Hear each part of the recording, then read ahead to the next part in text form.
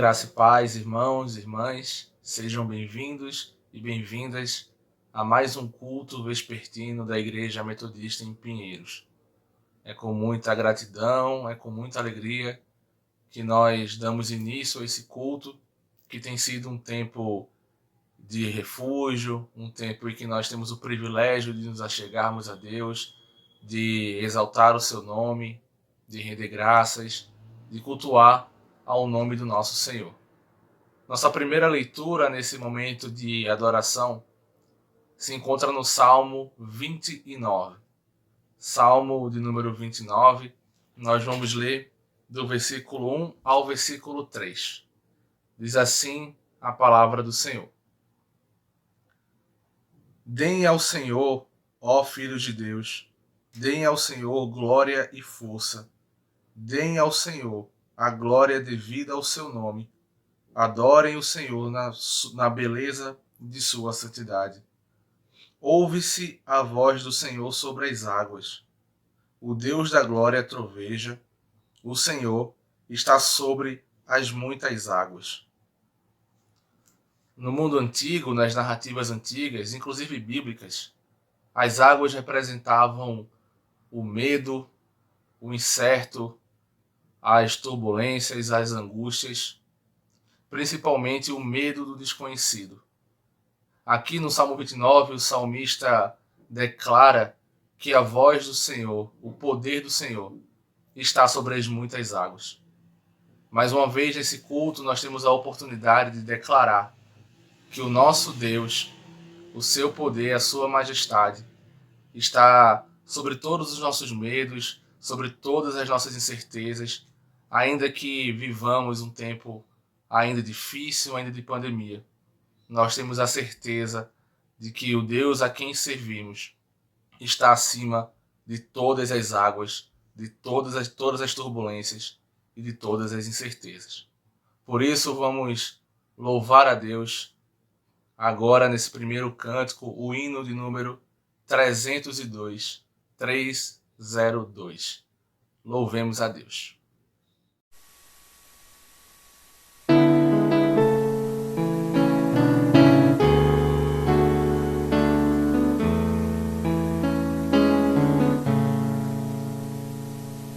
Quero Salvador comigo, ao seu lado sempre andar. Quero tê-lo muito perto, do seu braço descansar, confiando no Senhor e fruindo seu amor.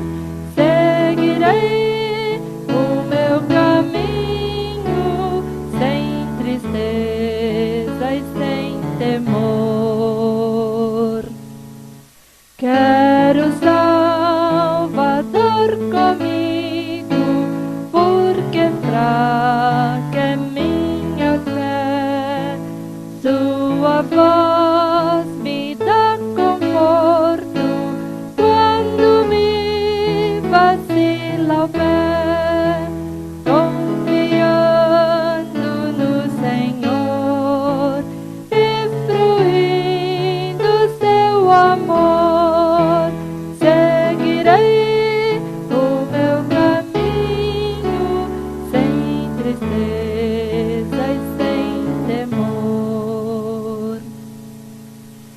Quero Salvador comigo, dia a dia em meu viver, através de luz ou sombras, no desgosto e no prazer, confiando no Senhor e fruindo seu amor.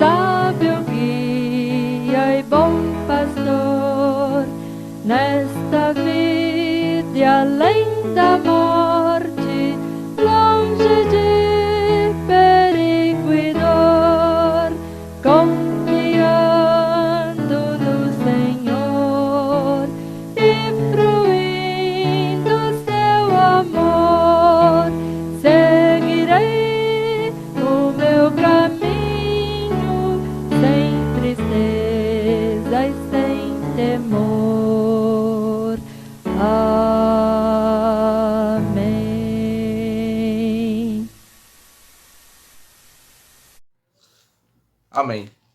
Vamos orar? Deus Pai amado, nós nos reunirmos aqui em culto, em adoração a Ti, Pai. É uma declaração que nós reconhecemos a Tua santidade, a Tua majestade, o Teu senhorio sobre nossas vidas. Nós sabemos, Pai, nós temos plena convicção da Tua presença nesse culto, em nosso meio, dos nossos lares, na nossa vida. Recebe, Senhor, esse culto como uma oferta agradável a Ti, a oferta que nós temos a Te dar nessa noite. Que o Senhor seja sempre agradecido em nossas vidas e que a Tua palavra encontre refúgio em nosso coração através desse culto e encontre morada durante todos os nossos dias. Obrigado, Senhor, pela Tua presença, pelo Teu amor, pelo Teu cuidado conosco. Nós oramos em gratidão, em nome de Jesus. Amém. Dando sequência agora no momento de confissão, vamos ler o que diz o apóstolo Paulo na sua carta aos Romanos. Romanos capítulo 8, nós vamos ler do versículo 12 ao versículo 17. Romanos 8, de 12 a 17, diz assim a palavra do Senhor através do apóstolo Paulo. Assim, pois, irmãos, somos devedores, não à carne, como se estivéssemos obrigados a viver segundo a carne. Porque se vocês viverem segundo a carne, caminharão para a morte. Mas se pelo Espírito mortificarem os feitos do corpo, certamente viverão. Pois todos os que são guiados pelo Espírito de Deus são filhos de Deus. Porque vocês não receberam o espírito de escravidão para viverem outra vez atemorizados, mas receberam o espírito de adoção, por meio do qual clamamos, Abba, Pai. O próprio Espírito confirma ao nosso espírito que somos filhos de Deus. E se somos filhos, somos também herdeiros, herdeiros de Deus e cordeiros com Cristo. Se com ele sofremos, para que também com ele sejamos glorificados. O apóstolo Paulo, nessa passagem, confirma aquilo que nós temos como identidade cristã, identidade nossa em Cristo Jesus. Que não somos mais escravos segundo a carne, mas que somos feitos filhos e filhas de Deus. Significa dizer, então, que nós, como nas palavras do próprio apóstolo Paulo, nós não somos obrigados a viver de acordo com os valores, com a forma desse mundo. O que ele vai dizer no capítulo 12, para não vivermos pela forma desse mundo. Nós não somos obrigados a viver um caminho que nos leva à morte, à perdição. Mas em Cristo Jesus nós recebemos o Espírito da vida, que reconhece o próprio Deus como nossa imagem, ou nós como imagem de Deus, e que testifica e que clama que Ele é o nosso Pai amado. E se somos feitos filhos e filhas de Deus, nós caminhamos caminhos que levam à vida. Por isso, nesse momento de confissão, é importante que nós tenhamos esse momento de reflexão. É um privilégio sermos chamados filhos e filhas de Deus. Isso não é por nada que tenhamos feito, isso é graça, mas é também uma responsabilidade. Testificar nesse tempo a vida e não caminhos de morte, não a escravidão, não os valores desse mundo. Vamos ter nossa oração de confissão e humildade, pedindo na certeza que temos a misericórdia, mas que caminhemos individualmente como corpo, testificando a vida que Cristo nos deu. Vamos orar, fazer nosso momento de confissão. Oremos. Deus da vida, obrigado, Pai, porque quando oramos a Ti nós temos plena convicção do perdão dos nossos pecados. Mas mais uma vez pedimos, Pai, nos perdoa, porque sendo feitos filhos e filhas, nós, em vários momentos, caminhamos conforme esse mundo. Como a Tua palavra fala, um caminho que nós não somos mais obrigados a seguir, mas por ainda sermos falhos e falhas, nós caímos por esse caminho. Pai, perdoa os nossos pecados individuais e perdoa também nossos pecados como corpo de Cristo, como igreja, nossos pecados coletivos. Perdoa nossos excessos e perdoa também nossa ausência em estender a mão, em cuidar do próximo.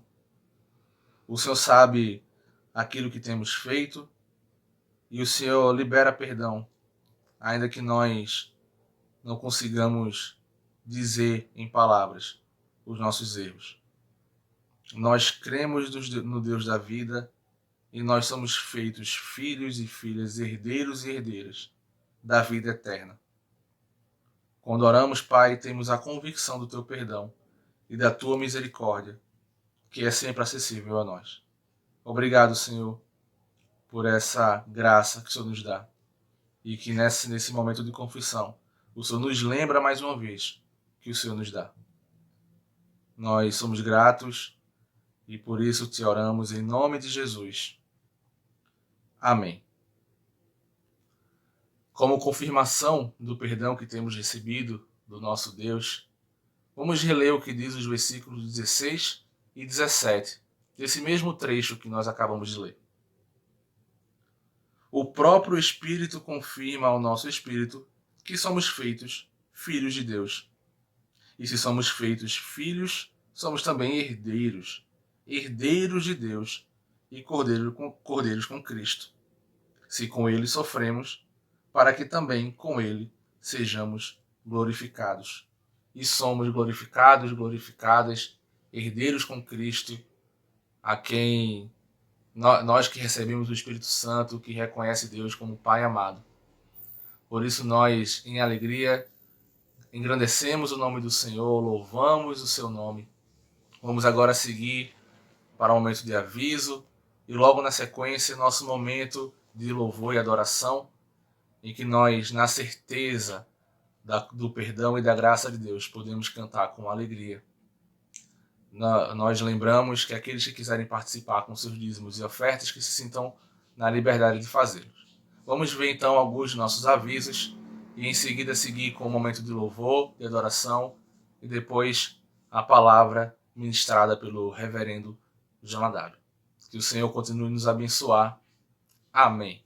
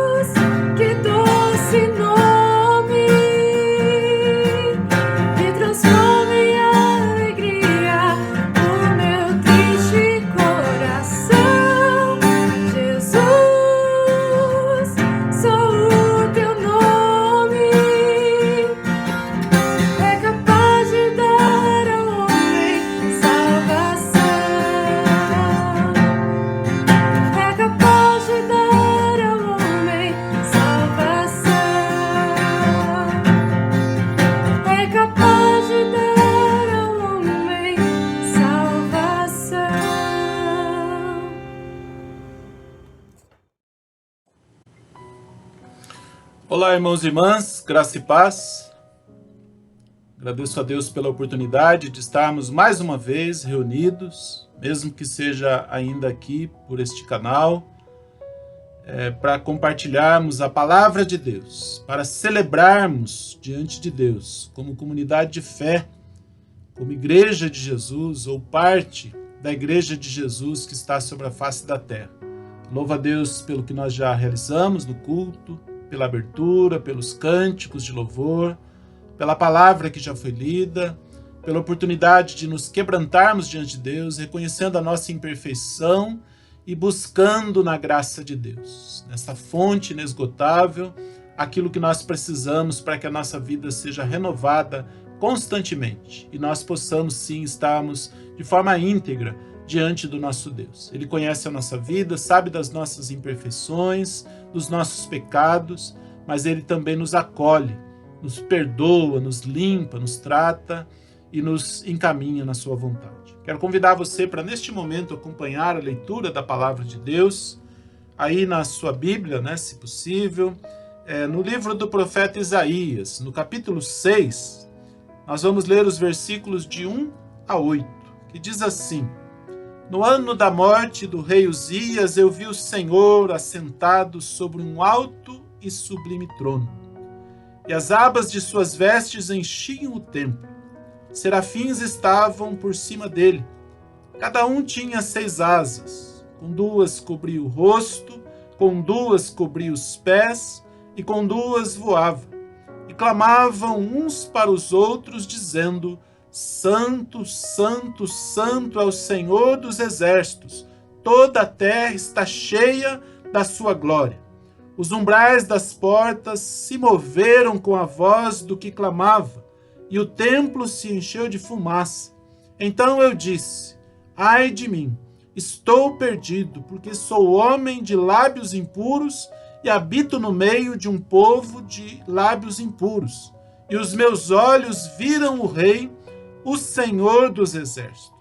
Então um dos serafins voou para mim, trazendo na mão uma brasa viva que havia tirado do altar, com uma pinça. Com a brasa tocou a minha boca e disse: Eis que esta brasa tocou os seus lábios. A sua iniquidade foi tirada e o seu pecado foi perdoado. Depois disto ouvi a voz do Senhor que dizia: A quem enviarei? E quem há de ir por nós? Eu respondi: Eis-me aqui, envia-me a mim.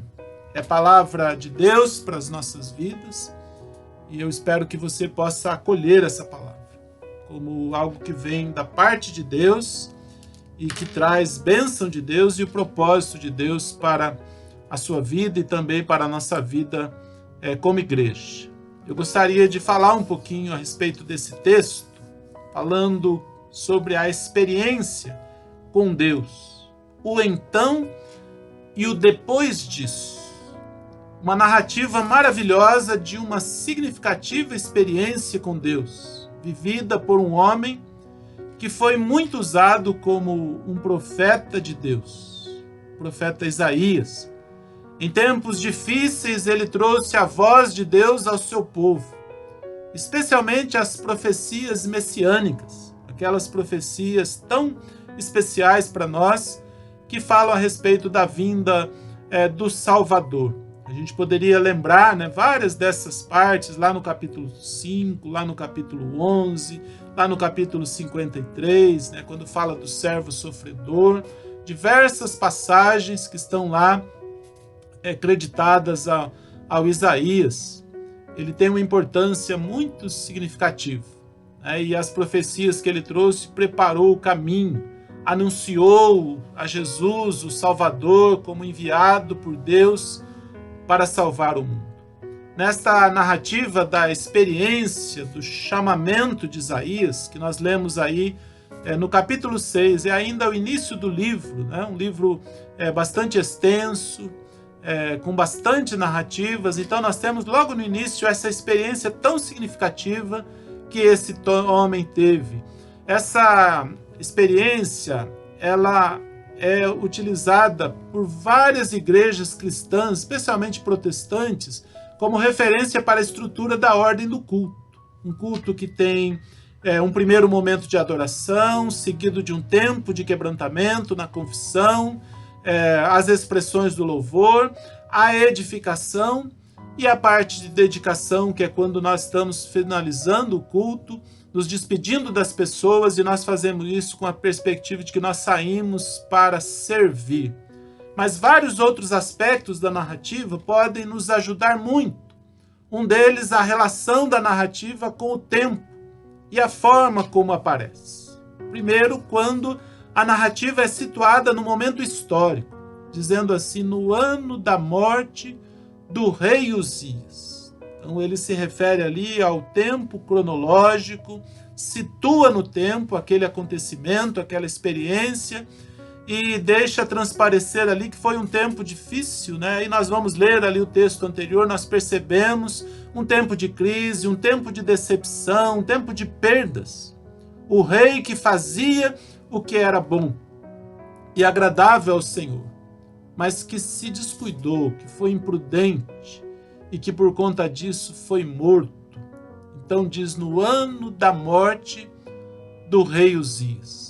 Além dessa referência ao ano da morte do rei, outras referências ao tempo aparecem. Por exemplo, no uso do advérbio de tempo, então, no início do versículo 5 e também no início do versículo 6, que serve para indicar o que acontece no momento, após ou durante algum outro acontecimento.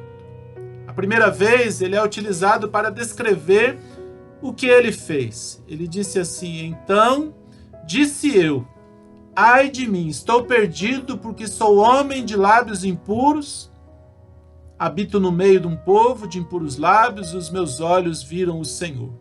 Então a primeira vez que aparece esse advérbio de tempo, o termo então, aparece com Isaías falando daquele momento dele. Então eu disse. A segunda vez é utilizado para descrever a ação dos serafins. Quando diz então, um dos serafins voou para mim. Ou seja, há uma sequência de acontecimento. Depois de um acontecimento, então aconteceu isso. Um dos serafins voou para mim, trazendo uma brasa viva que tirou com uma pinça, ou noutra tradução, a que nós estamos mais acostumados, a que ele tirou com uma tenaz, aquela ferramenta do ferreiro, que malha o ferro, e para isso precisa tornar o ferro em brasa, então ele utiliza a tenaz para conseguir manusear aquele ferro que vai ser malhado e que está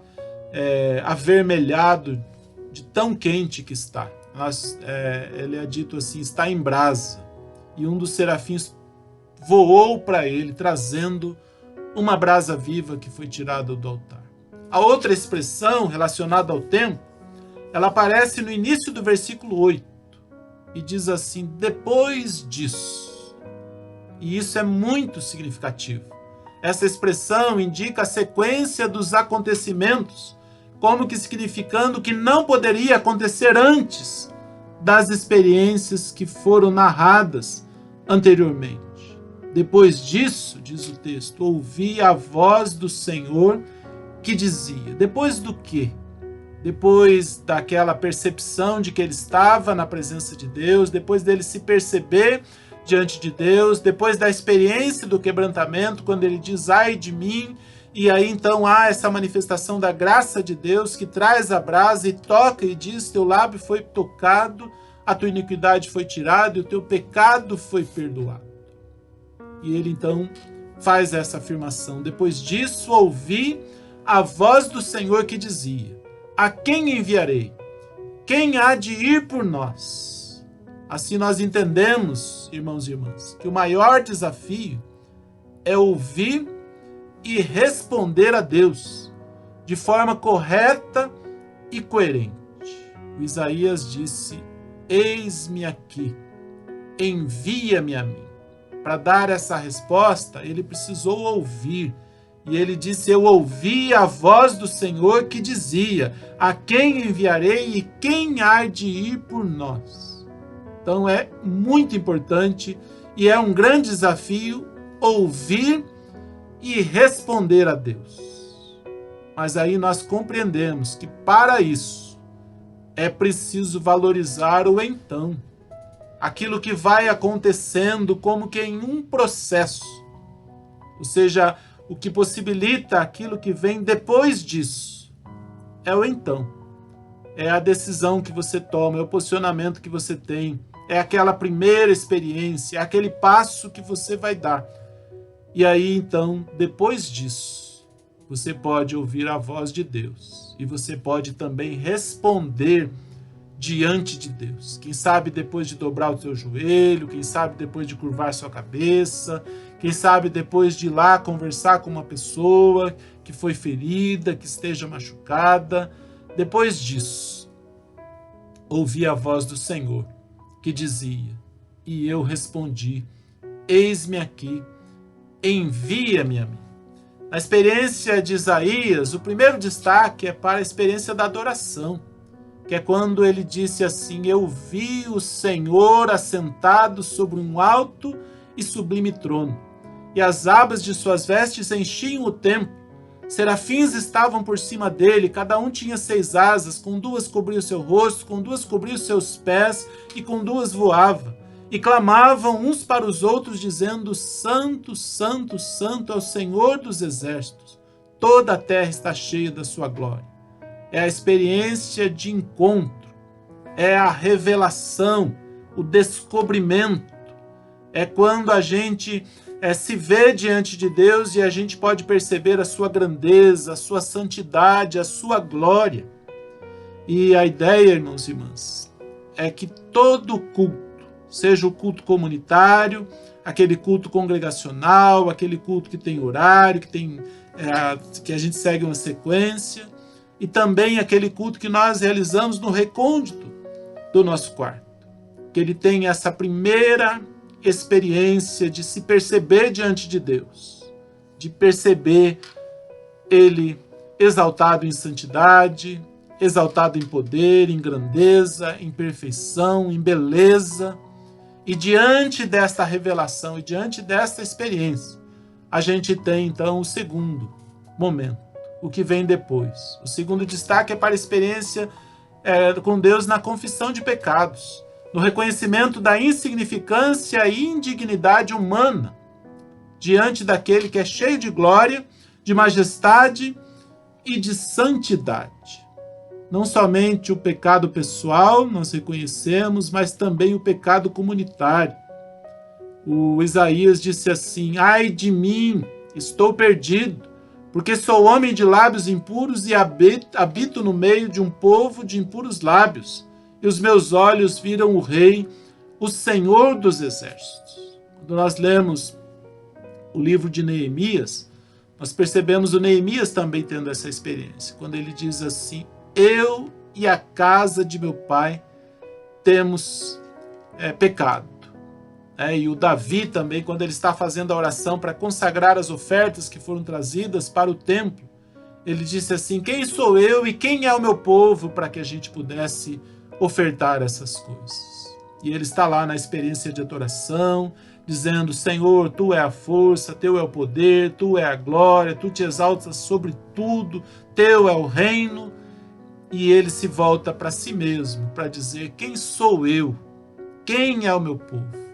Em decorrência da experiência de adoração e confissão, o destaque agora é para a experiência da graça de Deus no perdão, em que os nossos pecados são perdoados e nós somos purificados. É a ação do próprio Deus nos livrando do pecado, nos curando, nos limpando. Diz o texto: então um dos serafins voou para mim, trazendo na mão uma brasa viva que tirara do altar com uma tenaz. Com a brasa tocou a minha boca e disse: eis que ela tocou os teus lábios, a tua iniquidade foi tirada e perdoado o teu pecado. O terceiro destaque é para a experiência de ouvir a voz de Deus, o que só é possível após a experiência do encontro. é a experiência de estar na presença de Deus. E quando a gente então se quebranta, quando a gente então se rende ali, permitindo que Deus toque a nossa vida e nos levante, nos eleve, nos restaure e nos coloque em condição. E aí então nós temos o chamamento. Esse é o ponto do depois disso. Ouvi a voz do Senhor que dizia: a quem enviarei? E quem há de ir por nós? É o que nós chamamos, na ordem do culto, de edificação. Aquele tempo que a gente se assenta para ouvir a leitura e a explicação da palavra de Deus, e é um tempo em que a gente percebe Deus falando. Eu espero que você esteja percebendo Deus falando com você, tocando a sua vida. Neste momento, não porque eu estou aqui, mas porque nós estamos apresentando a palavra de Deus e nós nos colocamos diante dele, para que ele trate conosco, para que ele se revele, para que ele nos restaure, para que ele fale e nos indique a direção que ele tem. E o último destaque, então, que eu faço nessa maravilhosa narrativa é a experiência de responder ao chamado de Deus. Isaías, depois de passar pela experiência da adoração, da confissão, do perdão, da edificação, agora ele tem plena condição de responder a Deus e dizer: eis-me aqui, envia-me a mim. E aí, sempre que eu leio essa resposta de Isaías, eu não posso deixar de pensar na resposta de Maria, quando o anjo veio anunciar que ela conceberia, que ela daria à luz a Jesus, o Filho de Deus, o Salvador. E ela, por mais que soubesse da dificuldade que ela teria para que fosse consumada aquilo que havia sido anunciado, ela disse: eis aqui está a serva do Senhor, que se cumpra em mim conforme a tua palavra. E o Isaías disse: eis-me aqui, Senhor, envia-me a mim. E isso só é possível no depois disso. Depois que passarmos pelas experiências do então, um dos serafins, do então, disse eu. Agora, depois disso, nós podemos ouvir a voz de Deus e sim, nós podemos responder.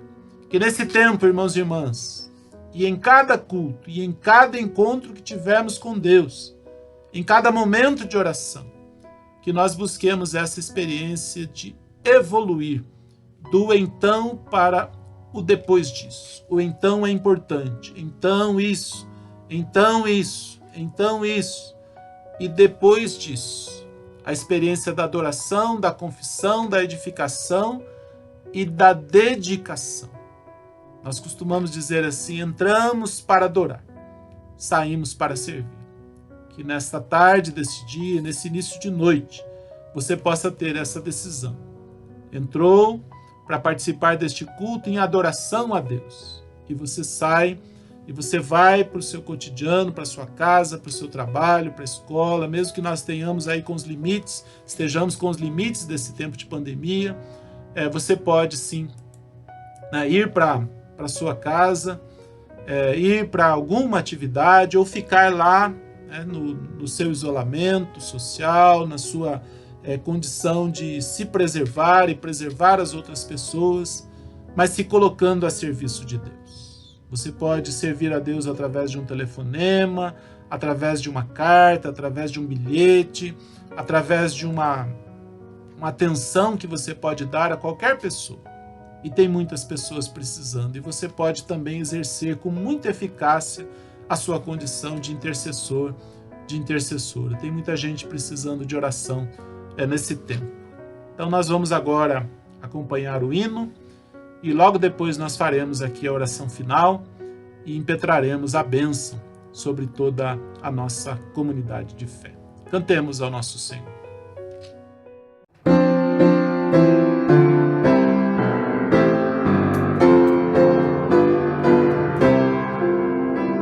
Sede-luz do mundo, como é Jesus, esparcido sempre alegria, luz. Muitos têm a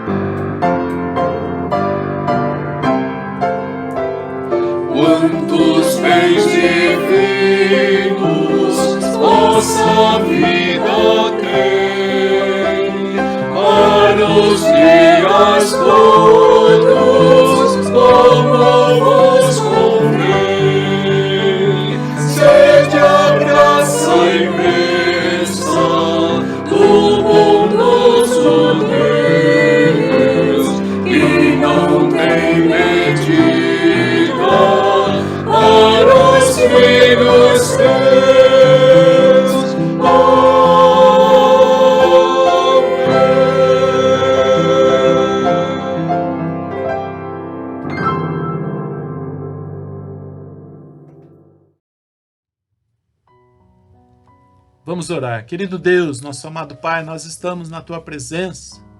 Tu és o Deus de toda graça, que em Cristo Jesus nos chamou à Sua eterna glória.